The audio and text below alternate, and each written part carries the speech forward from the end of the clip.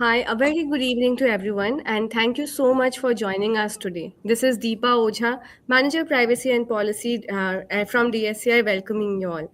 And I'm really glad to see many familiar faces here on LinkedIn Live today because today conversation is slightly different from what we usually hear around budget this year. Over the last few days, I think all of us have been seeing headlines and reading about around allocation of funds to different ministries, tax proposal, infrastructure spending, MSc support, agricultural, skilling, healthcare, etc., etc. And rightly so. This year's union budget is genuinely presenting a very holistic picture of growth and resilience as India moves towards the vision of Viksit Bharat. The finance minister spoke about aspiration, capacity, and performance as three kartavyas of Indian, and we can see that thread coming across sectors. But when I was reading the budget along with my colleagues in DSCI here, I found that the budget speech this year was a bit different. One thing that stood out clearly to us that was technology is everywhere in this budget, even when it is not explicitly called out as technology. It is there in agriculture through AI tools like Bharat Vistar. It is there in education through AI centers of excellence and skilling reforms.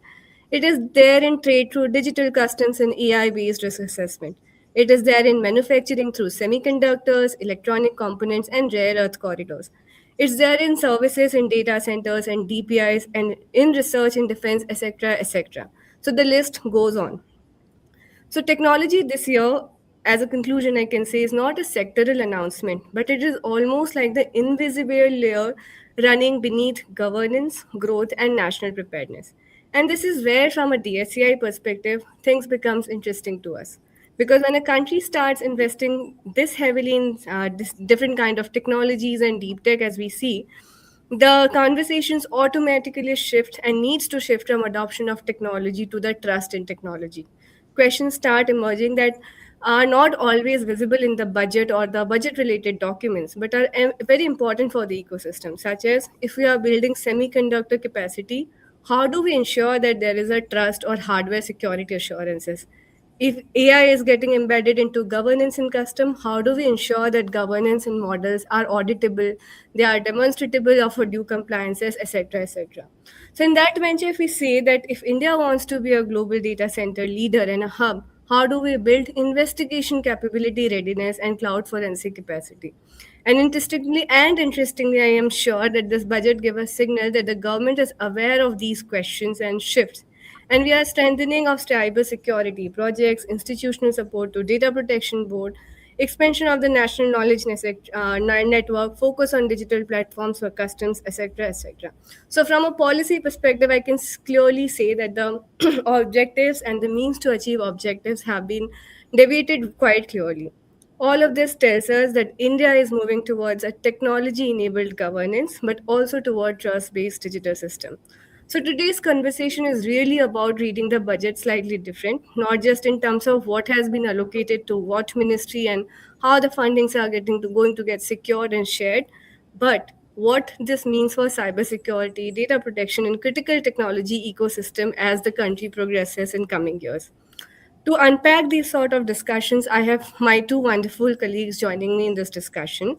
One is our CEO, Mr. Vinayak Godse, who always brings a very sharp lens on how industry and policy intersect in technology space and also teaches us on a day-to-day basis that how do we read between the lines to understand security and technology perspectives. And Neha, who has spent clearly analyzing the numbers, the trends, and shifts in this budget so that we can ground this conversation in some very interesting facts and figures from the budget and help us understand how these allocations actually reflect the larger vision of Viksit Bharat. I would like now Neha to come over and share her perspective and give us some facts and figures that would be relevant for the audience to unpack that how this technology goals are shifting us to the Viksit Bharat. Over to you, Neha. Thanks, Deepa, for that context. So, before we actually dive into the numbers, let me share an overarching perspective on this budget. If you see overall, the core message is clear, which is deep technologies are no longer being treated as sectoral priorities. They are now being recognized as strategic enablers for other, sectors for healthcare, education, governance, and the overall economy as we see. There's a significant shift in the thinking And as India embarks on achieving ambitious deep tech goals, we are doing this amid complex technology geopolitics and supply chain concerns. We must match these efforts by focusing on cybersecurity and building these deeper security capabilities. So we've identified three pillars that should guide our approach. Let me walk you through each one. First, that's going to be the trust. Security must be designed into the economic and the governance system from the very outset. It cannot be an afterthought.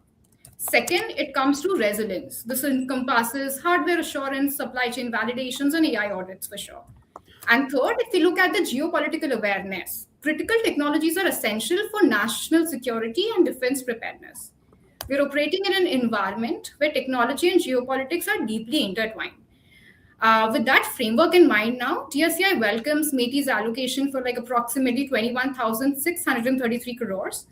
And let me tell you why this figure is very significant. Semiconductor programs command the largest share of this allocation, and rightly so, as we'll discuss. Cybersecurity investments are rising.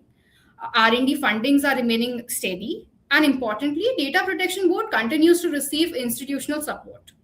And this allocation certainly reflects a very mature policy outlook to build hardware capabilities, sustain research depth, and strengthen both regulatory and digital defense architecture. So I'll just walk you through the numbers now.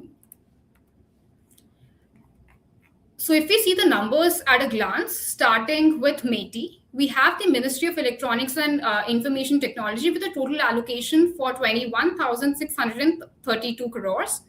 Moving to defense, and this is remarkable, the Ministry of Defense receives a 7.85 lakh crores. This is an all-time high and represents a 15% of the entire union budget. The capital expenditure alone is 2.2 lakh crores, which is up by 22% year on year.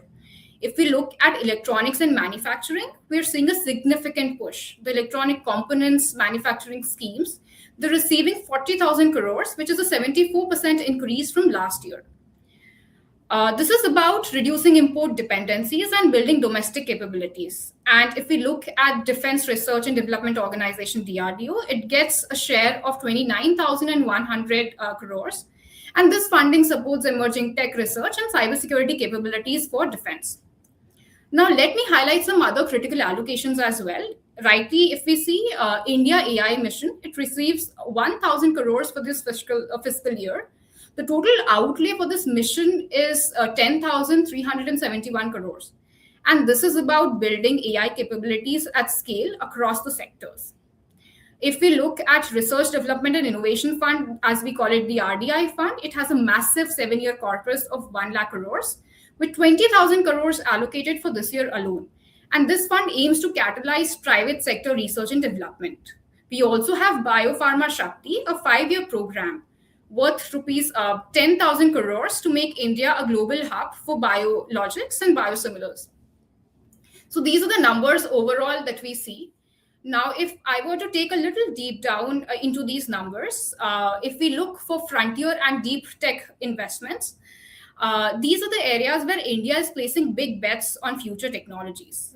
Again, coming back to Biopharma Shakti, which receives a 10,000 crores over 5 years. The goal is very ambitious, to make India a global hub for biologics. This includes setting up new National Institute of Pharmaceutical Education and Research, NIPER as we call it, and creating a scientific review cadre. The Department of Space allocation is 13,705 crores, supporting major infrastructure projects. This encompasses large solar telescopes, planetarium, and expanded astrophysics and research capabilities. Coming to the NQM, the National Quantum Mission receives a 900 crores for financial year 26-27. And this essentially covers quantum computing, communication, sensing, materials. And so these are the foundational technologies that will reshape computing and secure the communication. If we're to look at the industrial side, DSIR gets 6,657 crores to enhance domestic R&D capabilities. Now, RDI fund, as we've seen, will be used to catalyze private sector investments. And if we see CCUS, which is carbon capture, utilization, and storage technologies, it receives a 20,000 crores for over 5 years. This essentially targets steels, refineries, and industrial sectors. Now, having a specific double down look at the RDI fund, what it means. It gives you a sense of how government is structuring support for research and innovation. The entire centerpiece of the RDI fund, with a total corpus of 1 lakh crores, is the priority areas of this fund are worth noting. So they include energy security, climate action, quantum computing, robotics, AI application in agriculture and health, biotechnology, biomanufacturing, space and digital economy, and self-reliant sectors. Beyond the RDI fund, there are several other important allocations as well. The ANRF, Anusandhan National Research Fund, gets 2,000 crores to support fundamental research across disciplinaries. And if we largely look at Deep Tech R&D Fund for startups, it has a corpus of 20,000 crores. The SME fund stands at 10,000 crores, supporting small and medium enterprises as they scale. And we're seeing top-ups to the existing schemes as well. If we see 2,000 crores for the Startup India for funds and another 2,000 crores for self-reliant India programs. Now let's move on to having a more micro lens for defense and national security technology. As highlighted earlier, the Ministry of Defense has received 7.85 lakhs crores, which we've mentioned is all-time high. To put this in perspective, this is the 15% share of the entire union budget. And the capital expenditure component is 2.2 lakh crores, which is up by 22% year on year. And DRDO, as we have seen, has also gotten 29,100 crores, 15% increase from the last year. This budget also includes specific provisions to strengthen the domestic defense ecosystem. Say, for instance, there are basic custom duty exemptions on raw materials for aircrafts, for the parts which are being used in MRO, which is maintenance, repair, and overhaul, for the defense sector. Custom duties exemptions are being seen for components and engines for civilian and training aircrafts. Support for domestic aerospace and industry and broader aviation base is also seen. And we also see a strengthening of the defense ecosystem through tax and customs policy. Now, DRDO's R&D in emerging technologies can position indigenous defense capabilities as strategic assets. The only catch is if we get the security architecture right. Now, let me walk you through the semiconductor and the electronics aspect of the budget. This is one of the most strategically important areas: semiconductor and electronics, hardware integrity, supply chain assurance, and reduction of import dependencies are essentials for cyber resilience. As a country, as we design and manufacture core electronic components, it also controls the trust architecture of its digital economy. This is not about manufacturing competitiveness, but it's more to do with national security. Let us look at these numbers. The electronics components manufacturing scheme receives a 40,000 crores, nearly, which is double from the last year. And this is about building the ecosystem for electronic component manufacturing in India. Second, the India Semiconductor Mission gets 1,000 crores for the financial year 26 and 27. This mission is focused on full stack India IP development, semiconductor equipment materials, strengthening supply chains, and of course, industry-led R&D centers. And if we look at the PLI, production link incentives, so this scheme for large-scale electronics manufacturing has received a 55% increase year on year. We stand at a figure of 8,885. And compound semiconductors, ATMPs, OSATs, the assembly, testing, marking, and the packing line, it's somewhere standing at 3,900 crores, which is also a significant jump from the last year. It's a 56% up. But here's what we need to see alongside these manufacturing investments. And this is the DSCI's perspective on how required security investments are. We certainly need hardware testing labs that we can verify integrity of the components. We would need trusted fabrication audits. We would need silicon forensic capabilities to detect tampering at the chip level. We would need chip level validation and supply chain traceability to prevent tampered components from entering the critical systems. So this was the overall perspective on the semiconductors and the electronics budget part of it. Now coming on to the cybersecurity allocations and of course for the data protection, protection. Cybersecurity this year receives a 790 crores for financial year. If we were to look at certain, the Indian Computer Emergency Response Team receives 269 crores.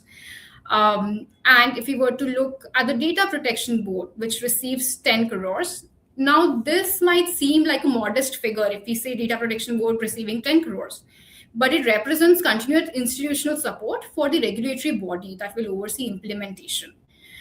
Now, here's the catch. When you look at these numbers in isolation, they might seem modest compared to the semiconductor or the defense allocations that you have seen, which largely, represent the major pie chunk. But cybersecurity is embedded throughout the budget. It is in semiconductor security requirements. It is in defense technology provisions. It is in the data and the research data governance needs for our frontier tech research programs. So you might say that the direct cybersecurity allocations are the visible tip of the much larger security infrastructure that we need to build. With that, I would like to invite our CEO, Mr. Vinayak Godse, to share a perspective on how does he see his vision on numbers, how are they shaping up? Yeah. Is it okay? Are you able to hear me? Yes, perfectly fine. Thank you, Deepa and Neha. So you are able to hear me, right? Yes, sir, we can. So what we are seeing as a DSU,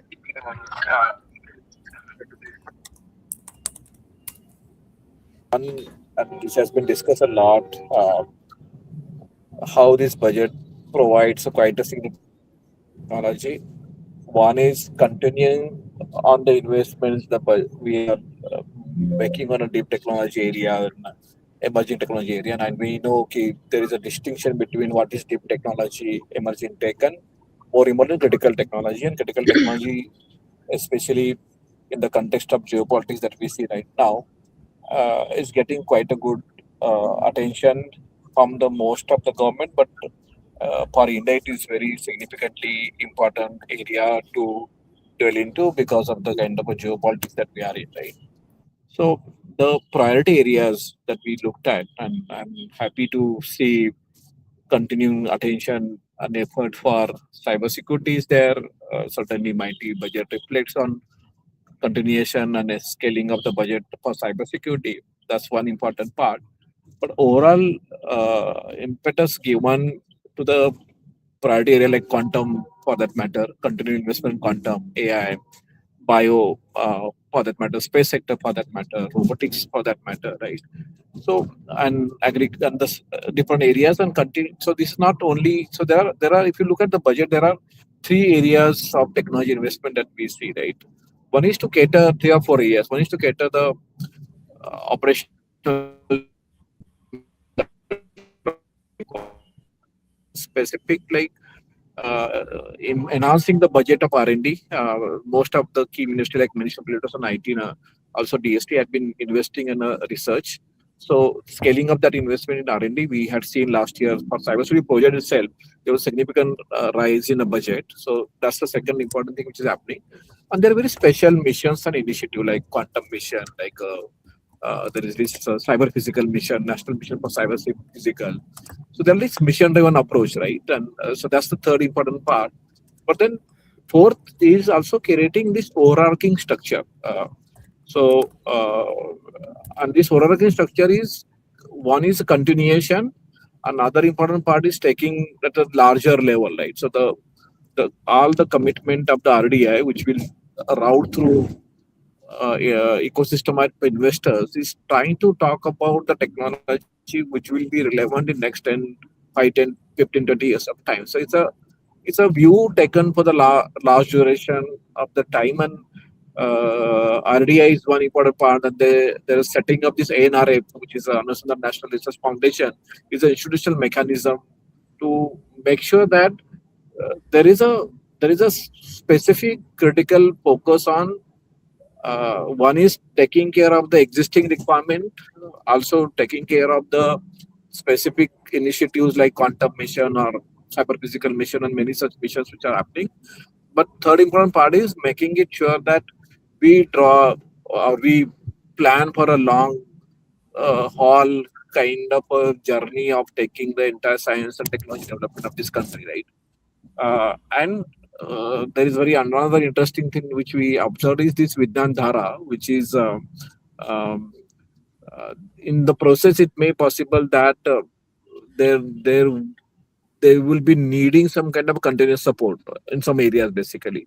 So this Right. Dhara initiative is ensuring that continuity of the research is going. So many of the projects and many of the research that we see closely, most of the missions like Quantum or like NC, this cyber physical, we see how the ecosystem is getting built. So there is a certainly focus on a translation of the research into productions platform.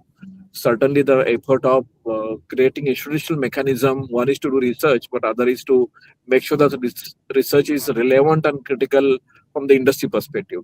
So in all of these effort, and one is in parts at initiative, continuity, and also long-term view, and making sure the continuity is there. We believe the big bet that country is making on technology, and that's the we are acknowledging, noting, and probably thanking to give that particular support. But the one of the important thing which becomes very important for the security professional for that matter is the entire technology as a means and ways to solve the defense budget.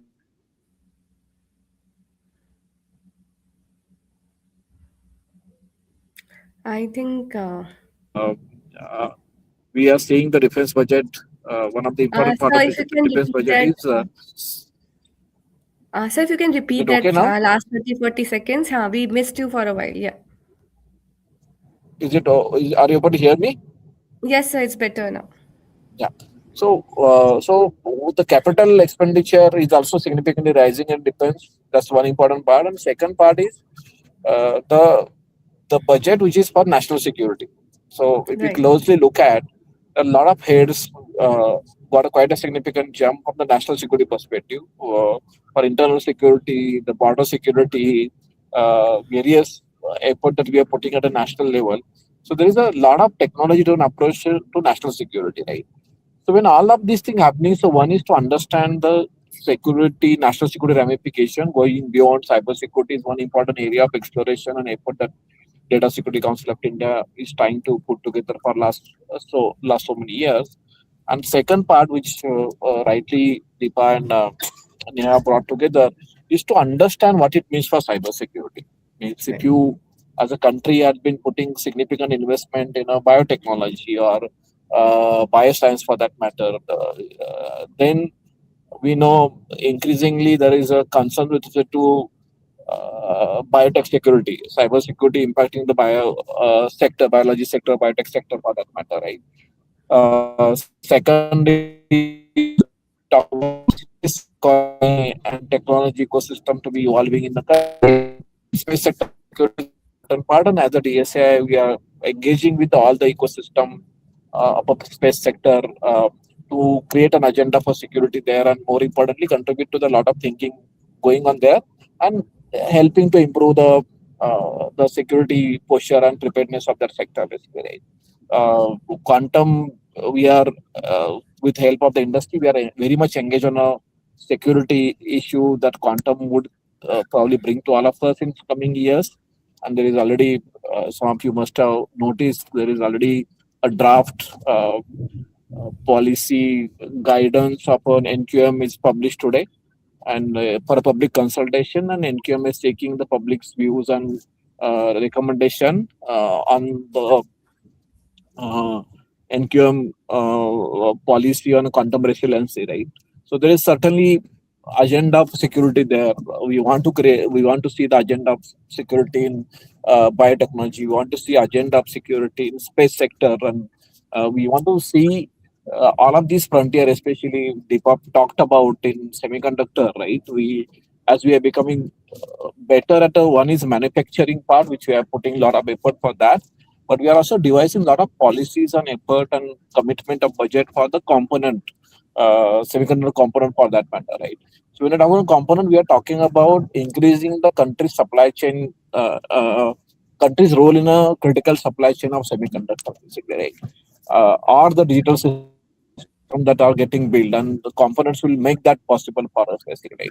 So that anything which get manufactured or component that get developed in India, if you don't focus on security of semiconductor ecosystem and the components which are coming out of it, then probably, as we have been seeing in other geography, those doubts and concerns about the supply chain security gets mounted, basically. So we also, and we are thankful that Minister of Electronics and IT supported the Electricity Council of India and IIT Madras and IIT Kharagpur to create a specific program for semiconductor and hardware security, right? So for each of these areas that we are seeing and we would be seeing, including all the allocation which is happening for national security, for defense preparedness, and DSA has been closely working with the defense ecosystem in their technology transformation and also trying to help them with the security uh, challenges, basically, right? So what we want to do and want to achieve as an objective as a DSI through this interaction and probably future such interaction in this area is to get our entire security community and leaders for that matter and experts to look at these horizons, look at these orbits which are getting open for us with this kind of a bet which is happening, which is being made by the country in various different areas of technology, and be prepared because some of those areas like hardware, semiconductor security, or for example, biotechnology, which is happening in India, are very critical basically, right? So how do you prepare for that? How do you create those competition capability? How do you contribute to policy making? How do you develop the capability so that we not only secure or contribute to security of these domains which are getting evolved in India, but also we serve the globe on this domain. And when we serve the globe on this domain, basically the security safety becomes very important part. So assurance of security safety becomes very important part. And while these are big evolutions of transformations and acceleration happening in technology, getting early in the game to understand what is happening in each of these emerging tech area would also make us to build some product and capabilities relevant for the future, basically. Our technology ecosystem in cybersecurity certainly came to an age, we reached to critical mass, but to take it to critical scale level, we need to understand future better. And this is not only the somebody which is building technology, but I'm also uh, seeing for somebody which is using technology, or somebody which is consuming technology, security technology, basically, right? Or somebody which is managing security or governing security for that matter, better they become in terms of understanding what is coming in future and future of tech, better you are prepared for helping your business to adopt this tech much better early. Otherwise, then there Right. is a between two paradigm there is a tremendous unease that we have been seeing that security is hindering businesses or creating hindrance for businesses to adopt this emerging tech early in the cycle for that matter, right? And uh, that's why security community to talk about emerging tech, deep tech, or frontier tech is very important. And today's interactions and today's interaction, this interaction, and coming future interaction, we would want to engage on this frontier, emerging, deeper technology much aggressively with the security community and fraternity of the country. Right? So this is what initial my thought about this budget and what lessons that we can draw for cybersecurity and critical technology that we thought about. But we are open to take any questions or your contribution to this discussion. Right, sir. So, like, as a policy professional, Neha and Vinayak, both of you, I have a question, right? Like, we know that what security community is intended to look at in this budget, but when it comes to different developmental policy goals that we have in this budget, and Neha, you kind of covered it also, right? Like those investments, how do we protect it more? Like, how do we enhance it more that the investments are actually getting utilized and we are achieving the intended results, that pillars of success and the three kartavyas? How do we go about that through? So what should be something else that we can like critically add to that budget, that this will actually make the security as a holistic picture? Right, Deepa. So if I were to put as the security perspective to how we can channelize these deep tech investments better, then one is we do need to take care of how good we are at technology horizon scanning, which Vinayak also Right. pointed. So we need to be continuously monitoring the kind of emerging threats that we see across AI, quantum, of course, biodigital domains. So Hmm. the threat landscape is evolving rapidly, and somehow we also need to ramp up to see are we able to identify these threats better in order to be able to mitigate them, right? And second part to it is when we say strengthening our supply chains, pouring in more investments towards hardware and silicon forensics. So when we discuss with semiconductors, chip level validation, if we see fabrication audits, supply chain traceability, we need to be able to verify trust at the Right. hardware. That's something we do on a semiconductor front. Then, if we were to look at the AI aspect of it, then model accountability. We need to be mindful about how good we are with our adversarial testing capabilities. We need to be very mindful and aware about the preventive measures that we can put in place, right? And when it comes to digital forensics, so cross border data investigation, evidence handling, all of these expertise should be something we should be eyeing for. So when incidents occur, we need the capability to investigate them, even when data spans across the multiple jurisdictions.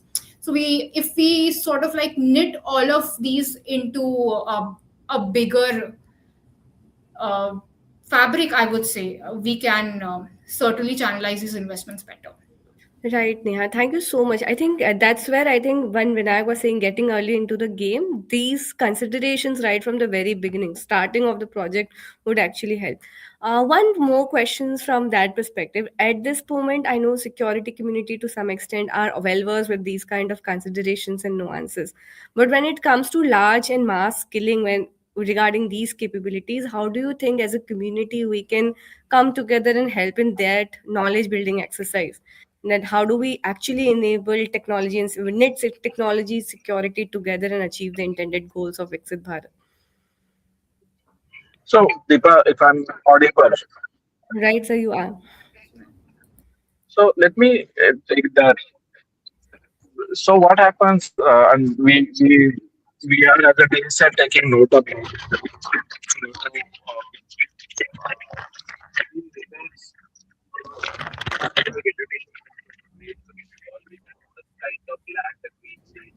Vinay, can you So start over again, please? Your voice is a little feeble. We can't hear you. Vinay, can you hear us? Fast acceleration Uh, Vinayak, so next 3 years, next 5 years. Um, so, and from that perspective, what we are doing as a DSA is starting something called the DSA Frontier Initiative to develop the faculty. Vinayak, so we can't hear you properly. Like I think we missed the entire part of the conversation. Okay, okay. Is it okay now? Yes, sir, uh, it's better. So what I was saying is entire challenge we see in terms of the preparedness of the academic institutions to adapt to this pace and this speed and speed the technology is getting accelerated. Uh, we recognize the gaps and delays in the lag in terms of preparedness of academic institutions. We started as a BSA Frontier initiative.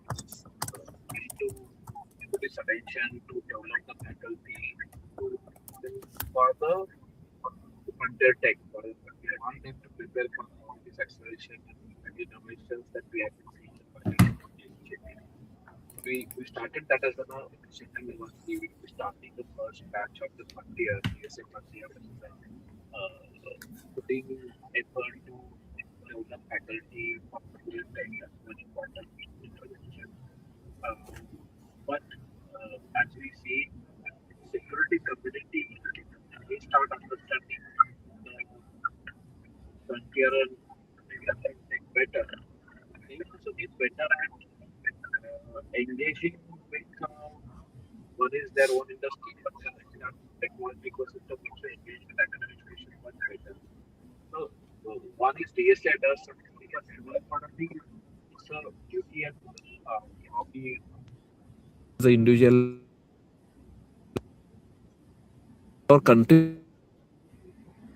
There's a challenge in that. We need to find ways to solve those challenges. Right, sir.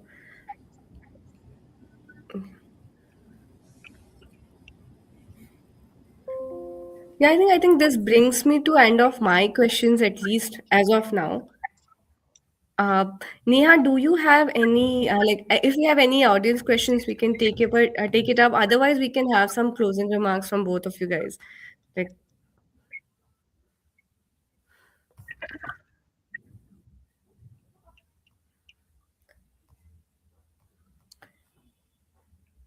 I don't see any questions on the chat. So Neha, I come to you, like maybe for your closing remarks, right? Like getting early in the game, engaging with the security community, or taking initiatives as DSCI is doing when it comes to skilling and making people critically think about security as a as you said, it can't be an afterthought. Some before anything is starting, right? Privacy by design, security by design, and default setting. So, from that perspective, how do you see that policy developmental goals and security can be woven together, and what should be done?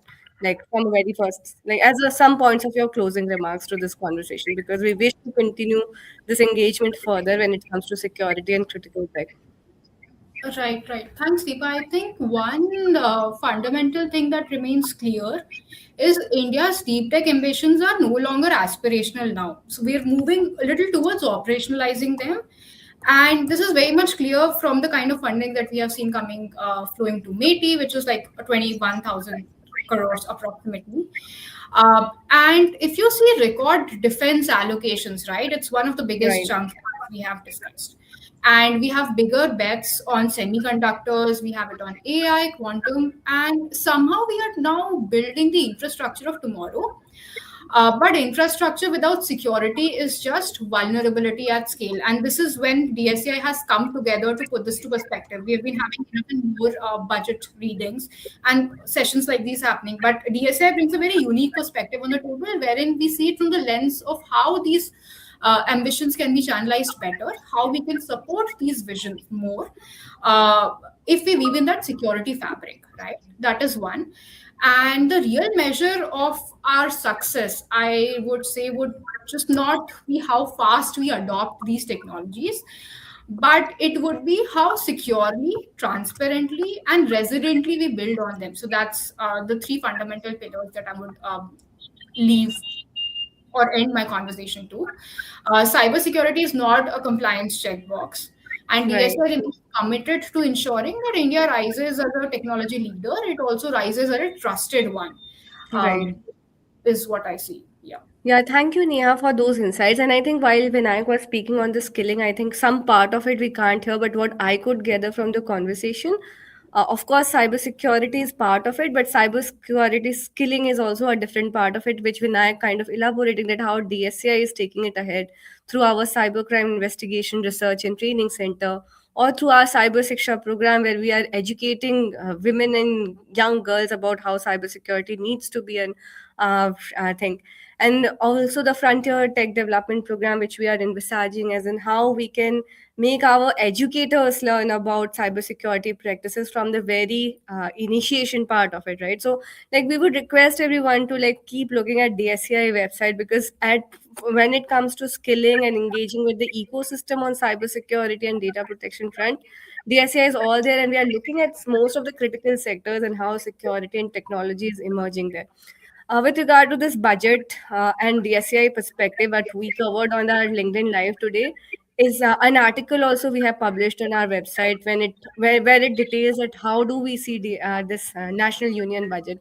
So with these closing remarks, I totally agree with you, Neha and Vinayak, that the vision of Viksit Bharat is, of course, is going to be done through the three kartavyas that finance minister has given to all of us, and we have to take along Sabka Saath, Sabka Vikas, which will happen only when, or as a community, we engage on these topics quite frequently and they share ideas and discuss these things. So, with these closing remarks, I think we have come to the end of end of this session. If no more question, we can close the session, and please watch out this space for the next series of the conversation. Thanks a lot, Neha, and thank you, Vinayak, for your great insights. Thanks, Deepa. Thanks, everyone.